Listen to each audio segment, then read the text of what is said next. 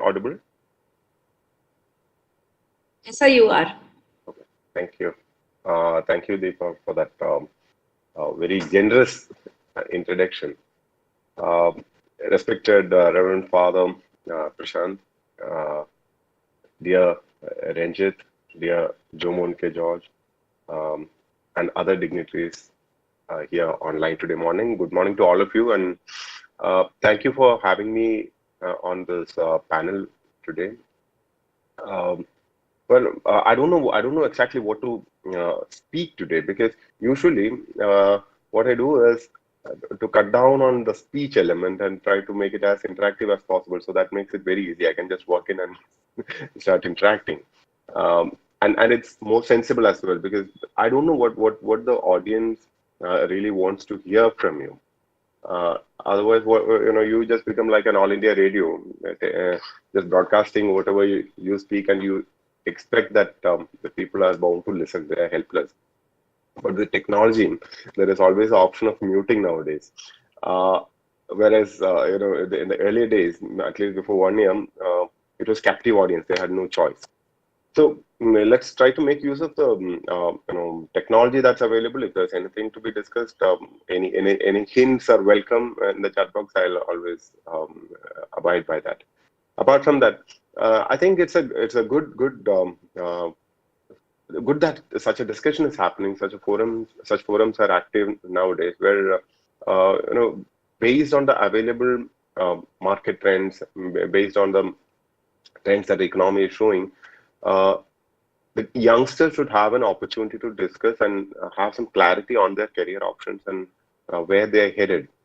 When I was in school, when I was in college, I remember the days when we had, mm, I mean, at least I had very little guidance, so to say. Uh, and that's not really ages apart. Okay, I'm not that old, but still, I remember that it wasn't as good as it is right now. You have information right there and right in front of you. The unfortunate thing is that even despite having this right there, right in front of you, you're unable to make sense of the information that's available. You're unable to convert that information into actionable knowledge. This is where this kind of guidance or a seminar or a discussion really helps. I'm so happy that something like that is happening and that I'm part of this. Let me put a general thought out for everyone to ponder over. Um, every time there is a trending business idea, there is a trending career idea, there is something that's fashionable or something that is in vogue at that point of time.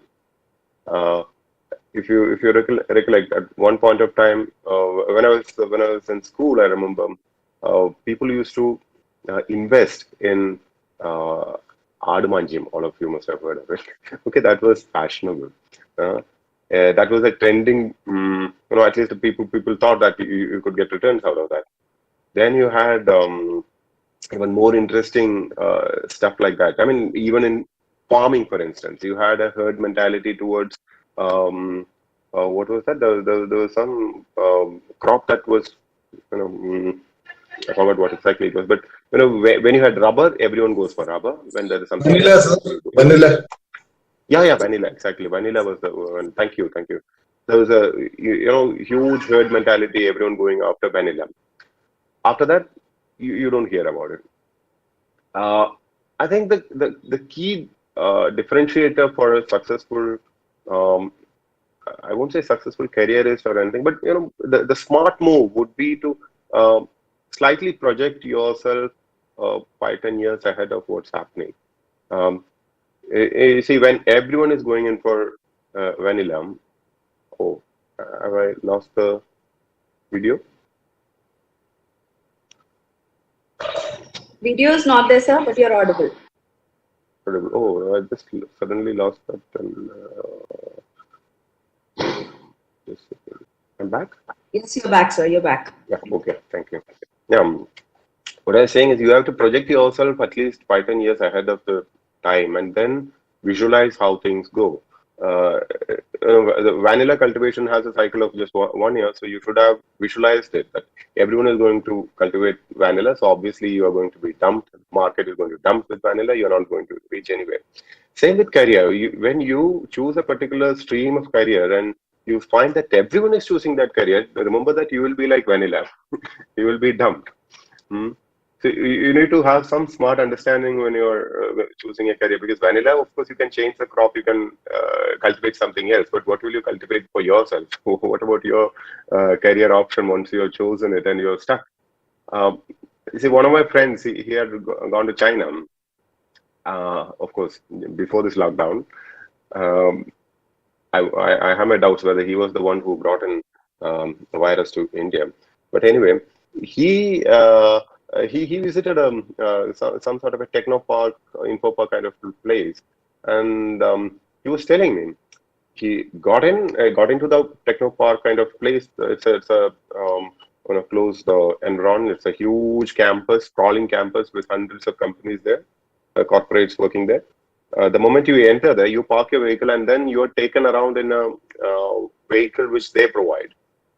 Incidentally, that vehicle did not have a driver. You're sitting in that car, but the car is on auto mode. It just goes. You just give instructions and it goes to the particular office. You say that I want to go to this, say Amazon office. It goes to the Amazon office. When you reach the office, you get down and as you walk uh, in the reception, you don't find the receptionist. You just walk in and facial recognition, and then you are in through because you're already authenticated. You have the permission to come there.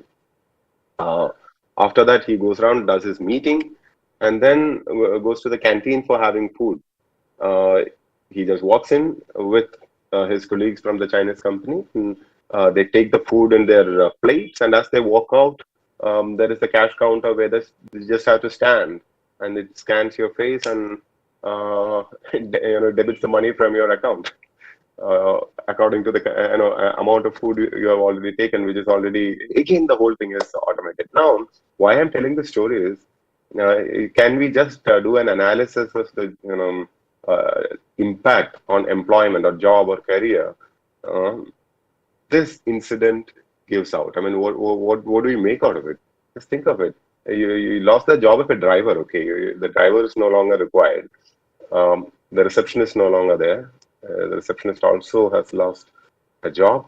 The accountant has lost job. The cashier has lost job because these are all being automatically taken care. Uh, and think of it, even insurance is getting affected because if the vehicle is going to be automated and technically perfect, that's going to be guided by technologically assisted guidance systems. Nowadays you have these small robots that clean your home. It just goes around and you don't have to do anything. It's a small one. You just you get it for 15,000 on Amazon. I've got one. It's so useful. You just switch it on and leave it. You are not bothered. It goes around randomly and cleans up the whole place. It works on precisely the same technology. It identifies what's close by. It identifies the wall. It goes into the corners, manages things. Now, when these kind of technologies comes in, insurance is also affected because accidents will not be that common if everything is automated. If the systems are perfect, you will not have a accident related issue. Essentially, lots of jobs, lots of careers are being completely taken over, completely changed when this artificial intelligence thing is coming. Unless we understand where this is headed, our career choices will not be perfect. It will end up being vanilla. So let's try to analyze and understand what lasts in the long run. I have a theory. My theory is that there are certain jobs that can be taken over by artificial intelligence. There are certain jobs in which if you are going to specialize in AI, fine, that's definitely there. But if you're not going to specialize in AI, what are the jobs which you should be opting for? I really believe you should have a specialization. You should have your own a speciality at least. You could be in any sector, but you should have the speciality of your own, which is innovation, which is the creativity, which is thinking out of the box, which is not the routine stuff, which is art, which is culture. These are all connected things. Why should art come into this? Actually, art is creativity. These are the things which a machine has difficulty in doing it on its own. It could replicate a bit, but then there is limitation. Unless that human brain of innovation, of that thinking outside the box and making something new or discovery, if that thing is not there, you are as good as AI or even worse, because AI can sometimes do things better than you, and your job would be gone. When we speak of this, many think that, oh, these are just stories, it's not going to happen immediately. But trust me, it's going to happen very fast. And the way technology takes over or transforms things, um, it's faster than it used to be in the last century, or the last decade, or even the last year.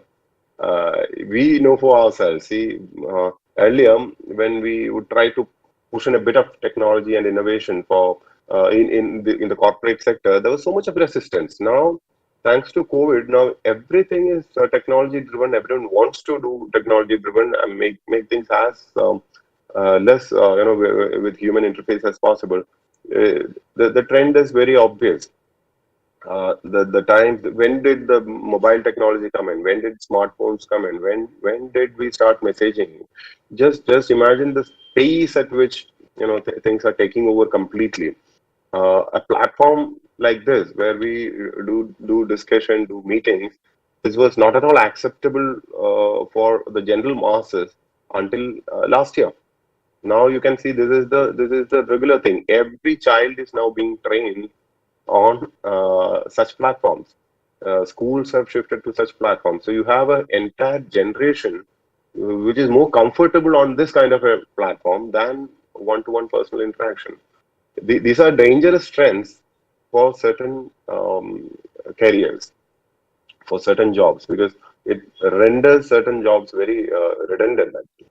We never know whether those jobs will have any future. I'm not I'm not being judgmental whether it's good or bad. This is just a fact that's happening. We have to accept the fact and then think of how to tackle it. When every year the budget comes out, every year there's a policy discussion. Uh, we simply assume that based on the money that's pumped in by the government, or based on the policy regulations, a lot of changes in the job market is going to happen.